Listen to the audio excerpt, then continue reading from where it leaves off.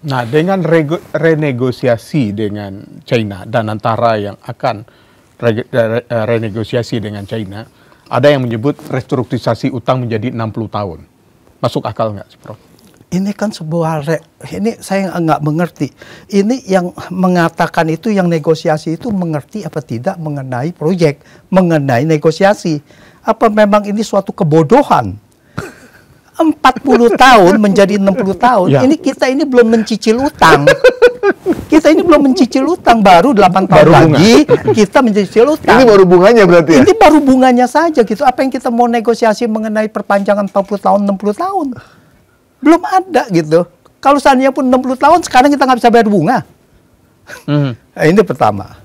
Yang kedua, semakin kita memperpanjang dari 40 tahun ke 60 tahun atau 80 tahun nanti, utang kita semakin besar. Kerugian negaranya semakin besar karena dibebankan 2% itu. Bahkan semakin panjang. Jadi 2 triliun itu bayangkan, sekarang kita harus bayar 10 tahun, 2 triliun. Kalau dinegosiasi lagi, maka akan membayarnya lebih panjang lagi bunga 2% itu. Jadi merugikan keuangan negaranya semakin besar. Yang sekarang saya sudah menghitung setidak-tidaknya kerugian negara sampai 50 tahun ini, 10 tahun plus 40 tahun cicilan, itu 73,5 triliun dengan asumsi kurs rupiah 16.300. 5 tahun lagi mungkin kurs rupiah udah 17.500. Maka akan lebih membengkak. Akan lebih membengkak. 10 tahun lagi kurs rupiah mungkin udah 19.000. Mumet, Prof. Itu. Ini faktanya. Indonesia tidak memiliki bergen yang kuat dalam ini, atau memang lemah benar, akhirnya terpaksa hanya gara-gara keputusan yang sejak awal yang banyak rekomendasi untuk tidak visible segala macam itu dipaksakan, akhirnya bebannya ya kalau 60, 70 ini sampai bukan anak cucu lagi, udah sampai cicit, udah sampai keturunan berapa ya kan jadi beban gitu. Ya, negara memang dalam konteks beberapa hal memang bertanggung jawab. Tetapi saya rasa kita juga bisa menggugatnya. Kalau seandainya kontrak ini atau proyek ini terindikasi ada pemufakatan jahat, itu kita bisa gugat juga, kita bisa escape dari situ, gitu kan? Gitu. Mulai dari situ, gitu. Jadi inilah yang pentingnya bahwa KPK bertindak. Jangan KPK itu mengorbankan rakyat. Gitu. KPK. Makanya kita harus mendorong semuanya KPK harus bertindak. Prof, mau selamatkan Indonesia. Prof, apalagi Pak Luhut sudah sempat bilang bahwa kemarin tuh bahwa saya menerima barang ini memang udah busuk dari awal. Ya itu juga Luhut nggak bisa dipercaya lah ngomongannya, ya kan? Ya sekarang dia begitu kan bisa aja dia mau cuci tangan juga. Pada saat itu 2016, 2017 juga sangat mendukung kok. Jadi nggak bisa harus didiskon juga ngomongannya gitu kan, harus benar-benar diperiksa juga apakah benar itu apa yang dimaksud dengan busuk pada saat itu. Mungkin pada saat itu yang dia katakan adalah bahwa dia menjadi Menko Marinvest itu kan 2019. Ya. Mungkin pada saat itu, tapi kan 2016, 2017 segala kan dia tahu dia terlibat gitu. Nah itulah mungkin. Nah kita harus melihat keterlibatannya itu sampai sejauh mana. Kalau memang dia tidak terlibat di dalam keputusan itu, ya memang dia benar mengatakan itu. Sejak awal barang ini diterima sudah busuk gitu. Iya, gitu kan. Nah, ini yang harus itu. Tapi apakah dulu terlibat apa tidak? Nah, kita tahu kan Luhut kan pada saat itu kan posisinya sebagai menteri segala urusan juga kan gitu kan. Nah, ini yang kita harus lihat bahwa dia itu juga terlibat apa tidak. Kalau tidak terlibat, kita nyatakan itu tidak terlibat. Prof. Itulah pentingnya sekali lagi KPK harus bertindak. Berani nggak kira-kira KPK, Prof? Hah? Berani nggak kira-kira KPK? Kalau yang sekarang saya ragu gitu. Kecuali ya rakyat bergerak. Mendesak ya. Mendesak ya sampai dia itu tidak ada ruang untuk mundur lagi. Atau dia mengundurkan diri aja kan gitu kan. Ya. Dia nggak bisa, nggak berani. Daripada jadi beban gitu. Prof, ini kan tiba-tiba kereta cepat ini kembali mencuat pasca Pak Purbaya dan juga Dirut KAI itu mengatakan itu. Tapi mulai puncaknya ketika Purbaya bilang bahwa saya tidak akan menggunakan APBN. Dan Purbaya sempat mengatakan bahwa apapun yang dia ucapkan dan dilakukan itu semua atas perintah presiden. Ya. Itu jelas. Kalau nggak Purbaya mana berani. Iya. Berarti sebenarnya presiden tuh mendukung ya sebenarnya ya. Iya dong. Kalau nggak, ini kan bagian dari eksekutif kan, yang mempunyai kekuasaan anggaran kan presiden. Dan Purbaya bicara begitu juga sebetulnya juga tidak elegan juga. Karena apa? Ada faktor DPR. DPR adalah penguasa anggaran juga. Dia ada hak budget gitu. Nah, seandainya pun ya saat ini ya, kita bicara saat ini dan tahun depan, tahun 2026, seandainya pun Purbaya mau bayar pakai APBN tidak bisa. Karena tidak ada mata anggaran di dalam APBN kita 2025 dan 2026. Kan belum dialokasikan. APBN itu harus melalui undang-undang APBN yang disetujui oleh DPR. Ya, karena untuk APBN 2026 sudah ketok palu. Sudah ketok palu. Sudah tidak ada anggaran. Tidak ada anggaran di situ. Kalau seandainya di 2026 kemudian dibuat keuangan baru dengan rancangan undang-undang baru untuk APBN 2027, apakah masih memungkinkan, Prof? Memungkinkan. Ini kan cuma komitmen antara pemerintah dengan legislatif aja. Dengan eksekutif legislatif bagaimana mengatur anggaran. Itu sangat dimungkinkan. Mereka melalui APBN perubahan. Ya. Sangat dimungkinkan. Tapi apa rakyat diam saja? Apa enggak lagi nih seperti lagi ini? Rakyat demo kepada DPR. Ya. Kan gitu kan? Karena ini menyangkut berapa puluh triliun, berapa ratus triliun gitu. Nah, apakah DPR juga berani untuk itu? Nah, kita lihat. Dan dari versi pemerintah, kan ini juga menjadi tolok ukur kredibilitas pemerintahan Prabowo. Apakah Prabowo juga akan mau pemerintahannya akan tergerus karena utang dibuat oleh pemerintahan sebelumnya? Nah, ini yang baiknya adalah artinya untuk Prabowo ini kan lebih mudah karena tidak terlibat di dalam keputusan untuk proyek yang lalu. Dia tidak ada beban, ya kan? Bahwa beban ini dia bilang bahwa ya DPR tidak setuju, dia tinggal lempar aja ke DPR. DPR dengan yang itu dia bilang saya tidak setuju kan gitu kan, nggak bisa ini ya udah selesai itu. Jadi dia tidak perlu sendiri mengatakan saya tidak setuju gitu. Banyak mekanisme bagaimana DPR atau eksekutif ini, presiden tidak menyetujui anggaran ini melalui APBN. Contohnya yang tadi Purbaya bilang tinggal Purbaya aja yang dimajukan, tinggal ngomong kan beres gitu. Prof, ini tiba-tiba ketika mencuat lagi nih kasus kereta cepat, tiba-tiba publik disodorkan informasi tentang kereta cepat di Saudi Arabia. Yang ternyata jaraknya lebih jauh, lebih panjang, tapi harganya lebih murah. Apakah ini relevan kalau dibandingkan gitu, Prof? Begini, bahwa semakin panjang rel itu memang per kilometernya semakin murah. Per kilometernya.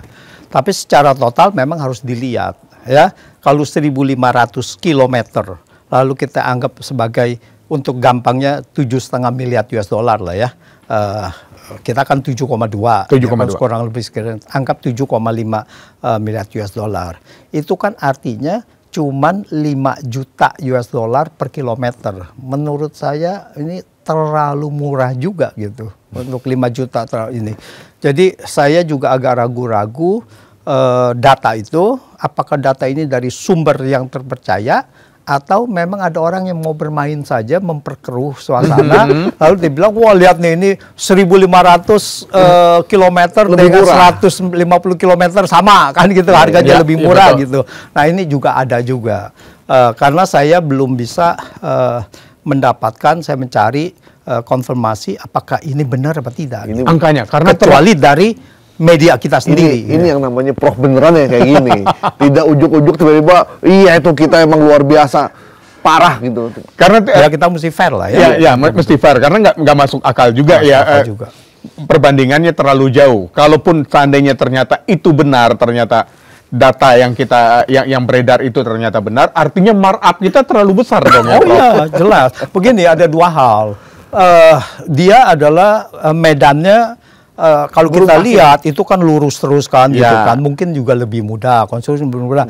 Tetapi untuk gurun itu juga ada challengingnya sendiri gitu. Jangan dia melesek kan gitu kan. betul. Itu juga ada masalah sendiri. Nah itu yang kita tidak ketahui. Tapi yang saya katakan tadi, kalau 5 juta US dollar itu kelihatannya kok 1/10-nya dari kita itu kelihatannya agak sulit gitu. 1/10 itu ya, dengan rolling stocknya aja, dengan relnya aja nggak mungkin 10% dari kita gitu. Itu.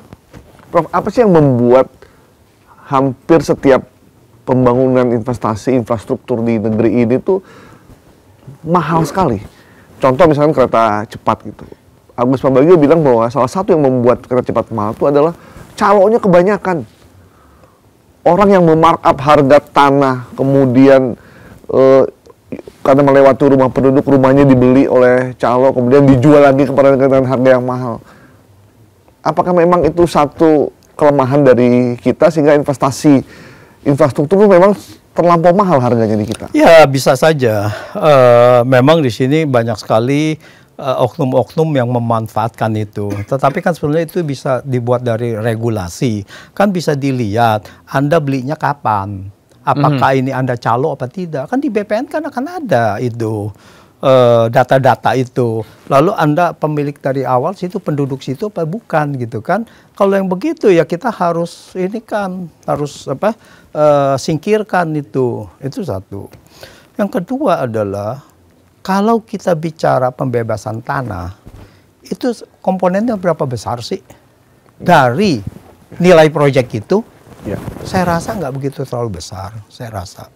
Jadi nggak sampai kita bilang lagi nih, saya waktu menulis itu dia bilang, kan saya bilang selisihnya itu kurang lebih 2 miliar. Wah ini mungkin pembebasan tanah kali ini. Ya. Apa bener pembebasan tanah 2 miliar sampai 30 triliun lebih kan gitu kan. Itu kan nggak mungkin gitu. Nah kadang-kadang orang yang mau membela kereta api cepat ini masih berpikiran tidak logis gitu. Nah ini yang kita ini kan. Jadi menurut saya ya ada kemungkinan mahal-mahal begitu, tapi juga tidak begitu sampai signifikan seperti tadi gitu. Dan kalau pemerintahnya benar dan juga tidak bermain, ada juga yang pemilik proyek yang Pimpro-nya ada juga dia bermain, dia udah beli ini dia merem, dibayar juga kan, kickback juga kayak begitu-begituan gitu kan. Nah inilah masalah kita memang di Indonesia ini, masalah kita punya korupsinya sudah dari atas sampai ke bawah. Ini yang harus ada pembelajaran bagaimana memberantas itu. Faktor apa, Prof? Regulasi kita yang lemah? Satu begitu, kedua adalah hukum yang tidak berjalan, dan ketiga adalah ya itu pembiaran. Pembiaran selama ini kan ada beberapa udah tahu ada korupsi kan dibiarkan sampai terungkap kan gitu kan. Kalau kita lihat apa benar korupsi di Pertamina itu baru kita tahu dari 2018 sampai 2023. Apa benar Kementerian Chromebook pengadaan barang Chromebook itu kita baru tahu sekarang. Yeah. Kan udah tahu dari dulu, sudah jelas itu tendernya kapan, 2019, 2020 udah tahu semua. Pada saat itu udah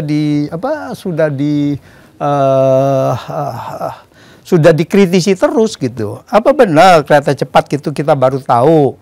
Kan kereta cepat sudah kita tahu, udah banyak yang sebut saya. Sebelum penandatanganan pun sudah banyak kritikan terhadap kereta cepat kritikan. Ya, salah satu ya saya nulis berapa artikel gitu. Sampai kereta cepat ini kan sudah dibantu dalam arti Agro Parahyangan dimatikan. Ya, artinya dikurangin lah gitu kan.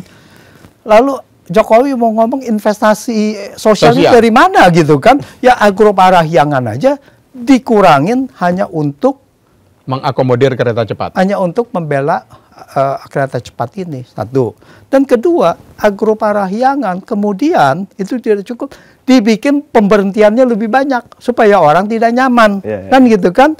Nah ini, jadi ini kan pada saat itu saya bilang, kalau Agro Parahyangan dihentikan, maka itu kalau dengan PT Kereta Api misalnya ya, maka PT Kereta Api bisa didakwa dan rakyat bisa